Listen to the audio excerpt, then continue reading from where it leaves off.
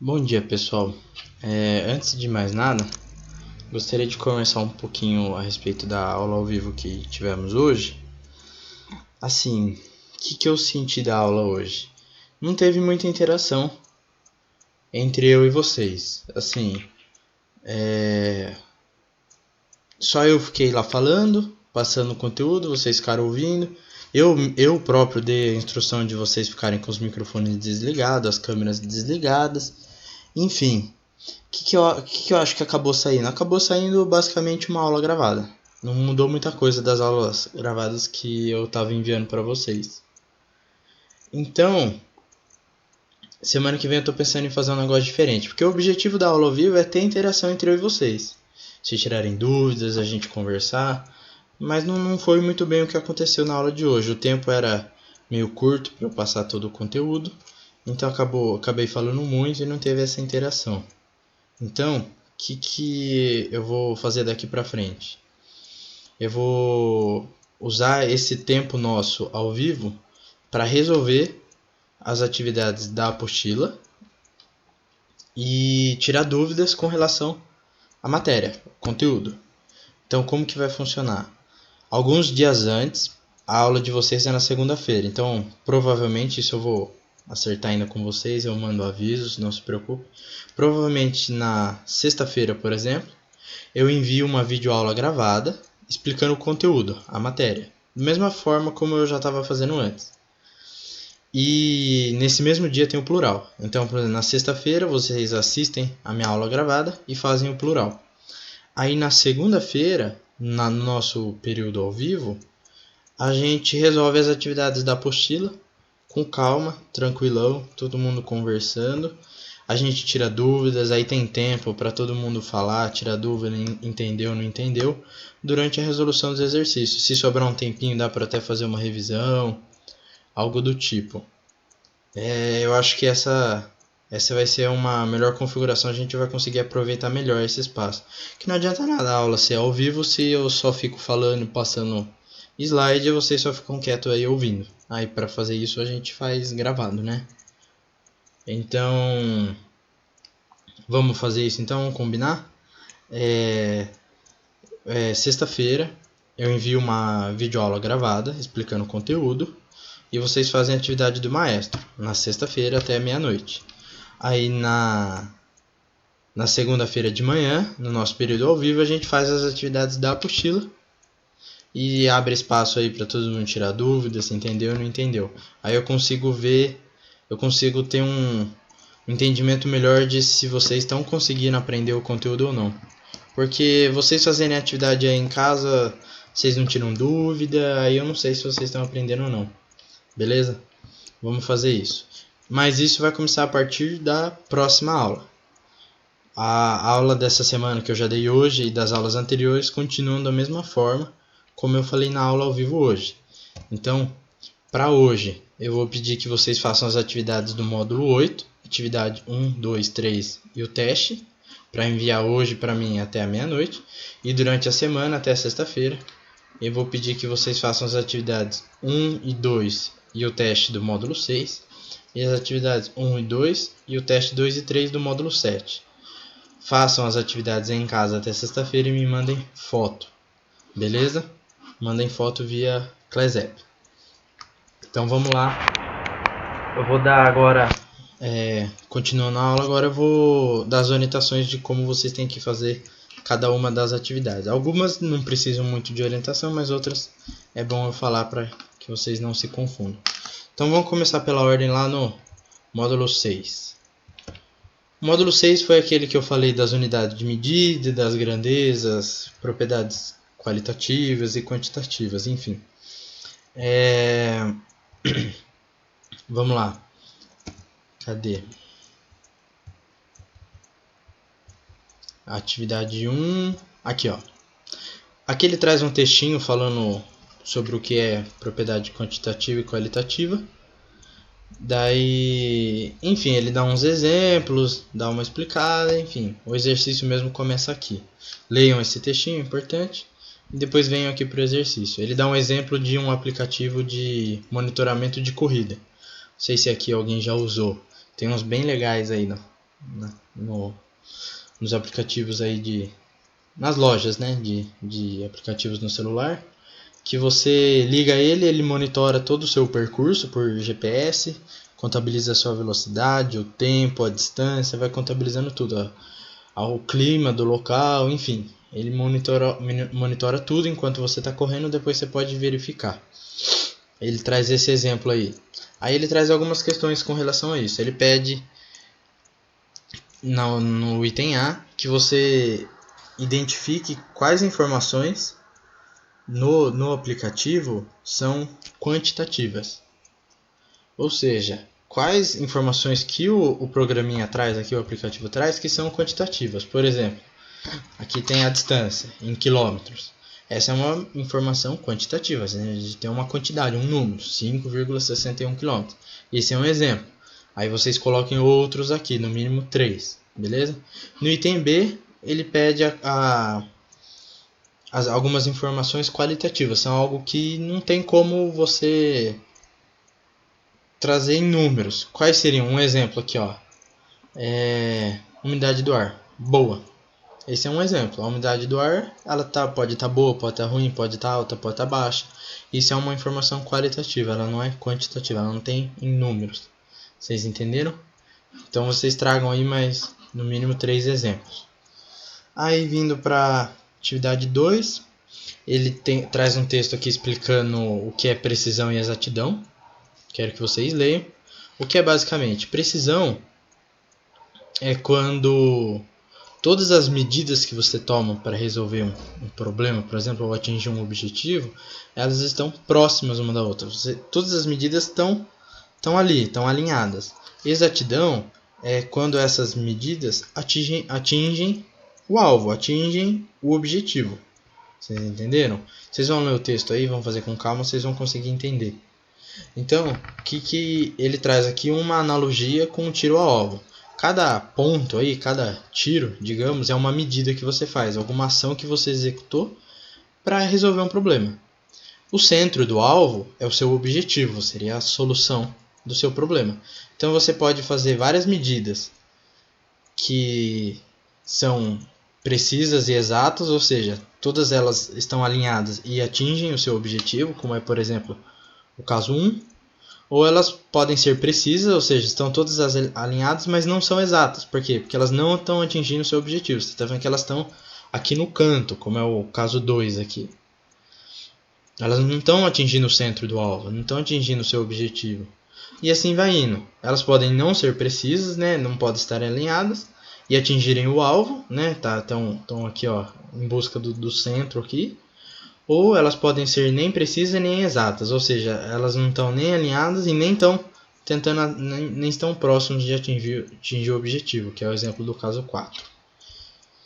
Então, leiam aí com calma e respondam os itens aqui. Por exemplo, no item A é só para você falar, por exemplo, preencher a tabela falando quais são próximos uns dos outros e quais são próximos do centro do alvo. Então, por exemplo, aqui, ó, na primeira linha, os tiros estão na média próximos uns dos outros. Aí tem aqui caso 1, 2, 3 e 4. Aí você, se no 1 eles estiverem próximos uns dos outros, você coloca S. Se eles estiverem longe uns dos outros, você coloca N, de não. E você termina de preencher a tabela. Eu sei que vocês não têm o caderno físico aí, vocês têm só a apostila online. Então copiem essa tabela aí no caderninho de vocês, no caderno de anotações, e tirem foto. Aí vocês preencham aqui as frases, baseado no que vocês fizeram aí, aprenderam. E também vocês vão ter que preencher aqui esse desenho, essa tabela, utilizando os termos preciso, impreciso, exato e inexato. Pessoal, impreciso é o contrário de preciso, e inexato é o contrário de exato. Então, quando ele não está exato, ele está inexato. Só preencher aí. Qualquer dúvida, manda para mim aí via Clesep. Aí a gente tem o teste também. Vamos ler aqui, ó. Um estudante mandou um seguinte e-mail. No último fim de semana, fui com a minha família à praia. Depois de 2 horas de viagem, tínhamos viajado 110 km e paramos durante 20 minutos para descansar e fazer compras em um shopping. Meu pai comprou 2 kg de queijo colonial e minha mãe comprou 5 litros de suco concentrado. Depois de viajarmos mais 2 horas, com uma velocidade média de 80 km por hora, chegamos ao destino. O número de erros referentes à grafia de unidades de medida nesse e-mail é... Então ele quer saber, pessoal, todas essas unidades de medida... Tem várias unidades de medida aqui, ó, quilômetro, minuto, quilômetro por hora, quilo, litro, enfim. Ele quer saber quais estão escritos da maneira certa, com a grafia correta, e quais estão escritos errado. Eu não passei isso para vocês, que era muita coisa para falar na aula, mas é só vocês voltarem aqui, ó, 2 páginas atrás, aqui ó, na página 281, tem um textinho explicando todas as regras de escrita das unidades de medida. Então, vocês leiam esse textinho para poder responder aí o teste.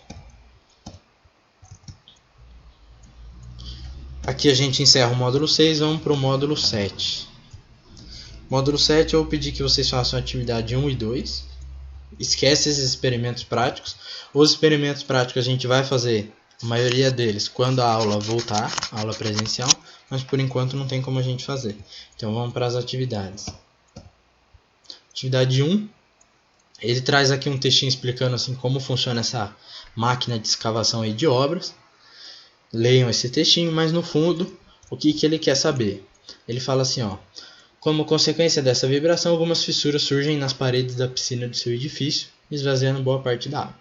Para consertá-la, é necessário esvaziá-la completamente. Sabendo-se que a piscina possui o formato de um paralelepípedo reto-retângulo, ou seja, pessoal, formato tradicional de piscina, né? É um retângulo em 3 dimensões, né? Por isso que é um paralelepípedo.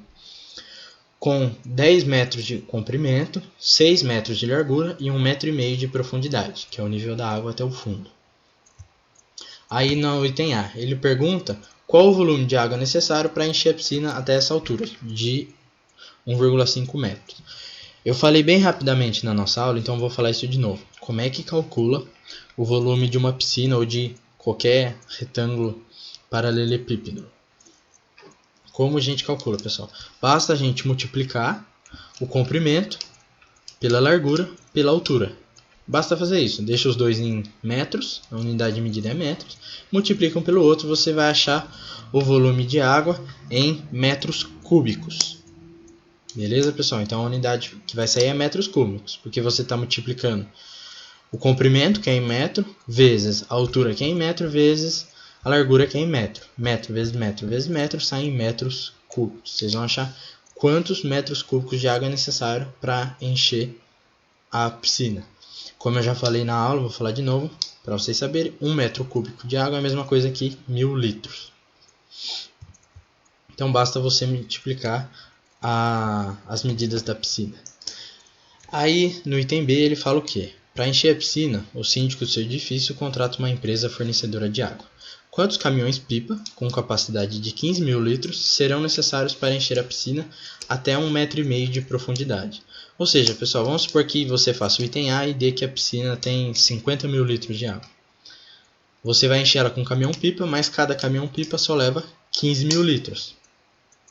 Então, pessoal, como que você vai fazer isso? Basta você dividir o volume total da piscina por 15.000 litros. Vamos supor que você tenha 50.000 litros de água na piscina. Quantos caminhões vão ser necessários?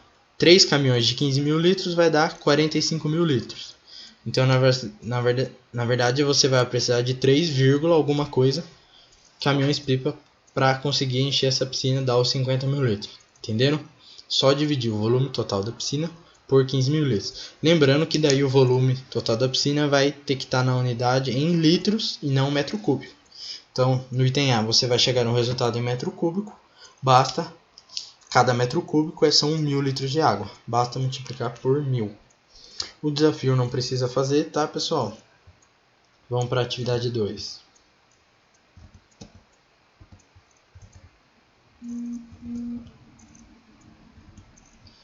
Deixa eu chegar nela aqui. Cadê a atividade 2? Aqui, ó, atividade 2.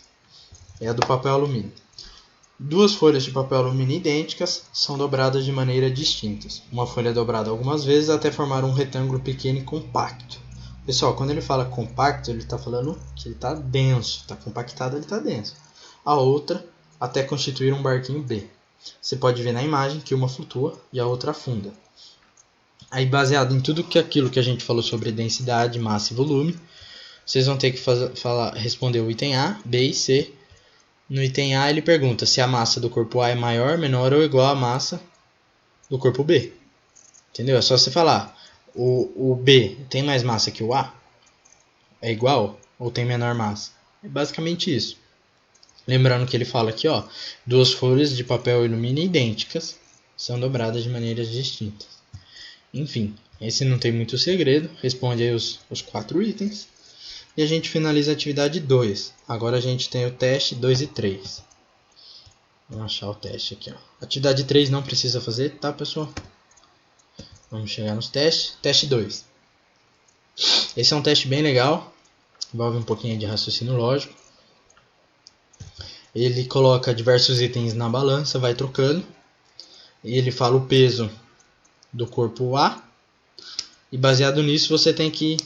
Ele fala a massa do corpo A, né? E baseado nisso você tem que descobrir a massa do corpo B e do corpo C. Então ele coloca lá, nos pratos de uma balança, semelhante à imagem a seguir, foram colocados 2 corpos, A e B, um em cada prato, e verificou-se que a balança ficava equilibrada. Se a balança está equilibrada, pessoal, significa que a massa do A é igual à massa do B, por isso que elas estão em equilíbrio. Em uma segunda situação, colocaram-se os corpos A e B em um dos pratos da balança e o corpo C no prato da outra balança. No outro prato da balança, o que fez com que ela ficasse equilibrada novamente. Se está equilibrado, significa que os dois lados têm a mesma massa, ou seja, a massa de C é igual à massa do A mais a massa do B. Vocês entenderam? Não é difícil de fazer, pessoal. Pensa um pouquinho aí e faz. Teste 3. Considere que 1 centímetro cúbico de água tem massa de 1 grama e que cada 1 centímetro cúbico de óleo tem massa de 0,9 gramas. Então, 1 centímetro cúbico de água pesa 1 grama, tem 1 grama de massa. 1 centímetro cúbico de óleo tem 0,9 gramas, ele é menos denso. E 1 centímetro cúbico de álcool tem 0,8 gramas, é menos denso ainda que o álcool. Então ele fala aqui, ó, você colocou com muito cuidado dentro de uma proveta. Uma proveta é um objeto de laboratório, tá, pessoal? É um tubo que a gente usa para misturar produtos. Então você coloca na proveta aí, na seguinte ordem, sem agitação, 50 centímetros cúbicos de água, 100 centímetros cúbicos de óleo e 150 de álcool. Daí ele pergunta qual é o volume total aproximado e a massa total das 3 substâncias colocadas na proveta. Então o volume, pessoal, basta você ir somando os volumes, 50, 100, 150. A massa basta você calcular quanto tem de massa de cada um deles. Se 1 centímetro cúbico de água tem 1 grama de massa, significa que 50 centímetros cúbicos de água tem 50 gramas de massa. É só você fazer a mesma coisa para os outros itens. Se 1 centímetro cúbico de óleo tem 0,9 gramas, quantos gramas vai ter 100 centímetros cúbicos de óleo? É só você somando, calcular cada um deles e depois somar tudo. Beleza? O teste 4 não precisa fazer. Então vamos lá para a aula dessa semana, módulo 8. Esse aqui é bem rapidinho, bem facinho, vocês vão ver. Atividade 1. Ele tem aqui uma foto das pessoas nadando na piscina e uma galera sentada ali nas cadeiras, relaxando na beira da piscina. Aí ele fala assim, ó. Caso alguém afirmasse que as pessoas deitadas em espreguiçadeiras tomando sol estão em movimento, você provavelmente discordaria, não é mesmo? Observe agora onde se encontra a piscina. Essa piscina, na verdade, está dentro de um cruzeiro e o cruzeiro está em movimento. Que ele fala aqui, ó. Digamos que o navio esteja todo a vapor. Tá, então o que ele está falando? Você vai preencher o texto utilizando os conceitos que eu falei para vocês de movimento relativo. Então, dependendo do referencial, as pessoas aí na piscina e na borda da piscina podem estar paradas ou em movimento. Vocês vão preencher esse texto baseado nisso. A atividade 2 é muito parecida, só que as pessoas estão no trem. E baseado nisso, vocês têm que falar se as pessoas estão em movimento ou não em relação a alguns objetos associados ao trem. Bem facinho. Atividade 3 bem interessante, tem a ver com os movimentos que eu falei para vocês de rotação, translação ou os mistos. São os dois ao mesmo tempo. Como eu falei para vocês da moto. A primeira manobra, pessoal, o que esse cara faz? Esse pneu da frente aqui da moto, pneu dianteiro, ele fica parado nesse ponto, mas a moto fica girando até desenhar esse círculo aqui no chão, fazer esse desenho. Ele vai acelerando a moto com o freio acionado e a moto vai derrapando. Esse pneu aqui da frente ele sempre está no mesmo lugar, mas o pneu de trás vai rodando até formar esse círculo. Então ele está girando aí dentro do próprio eixo da moto. A manobra 2, o cara faz um salto, uma rampa. Reparem que a moto continua na mesma posição, ela varia muito pouco a posição dela. Só quem varia é o motoqueiro, mas aqui a gente está querendo saber da moto. Reparem que ela faz um movimento aqui, ó, circular em relação aqui ao chão.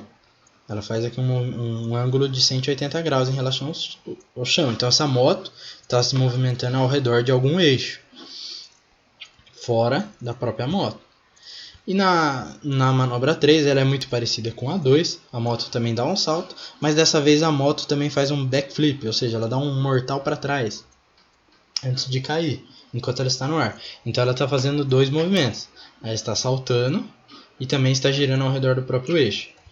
Baseado nisso, você tem que responder esses 3 itens, bem facinho, dizendo qual que é o movimento de cada uma delas. Qual que tem translação, qual que tem rotação e qual que tem os dois. Agora a gente vai para o teste e finaliza. O teste é bem facinho. O Cascão fala para o Cebolinha que ele está parado em cima do skate. Mesma coisa de movimento relativo, só assinalar a alternativa que vocês acham correta. Beleza, pessoal? Então não se esqueçam.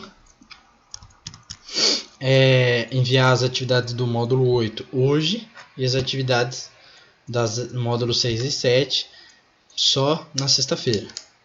E não esqueçam de fazer o maestro é para hoje, obrigatório. E semana que vem, então, o esquema das aulas vai ser diferente. Na aula ao vivo, a gente vai ter a resolução das atividades da aula que eu vou enviar gravada. Então, na sexta-feira, eu vou enviar uma aula gravada. Vocês vão fazer a atividade do maestro. E na segunda-feira, eu vou corrigir o maestro e fazer com vocês as atividades da apostila. Também vou estar disponível lá para tirar dúvidas e a gente faz um bate-papo sobre o assunto. Beleza, galera? Avisem todo mundo sobre essa mudança aí. Tem gente que eu acho que não vai ver esse vídeo. Então, quem assistir, por favor, vocês devem ter algum grupo aí de WhatsApp. Avisa todo mundo dessas mudanças que teve. Eu vou mandar no Class App também. Mas avisem assim pra gente não ter nenhum tipo de problema. Valeu, galera. Um abraço e até sexta-feira, então, na nossa videoaula. Valeu!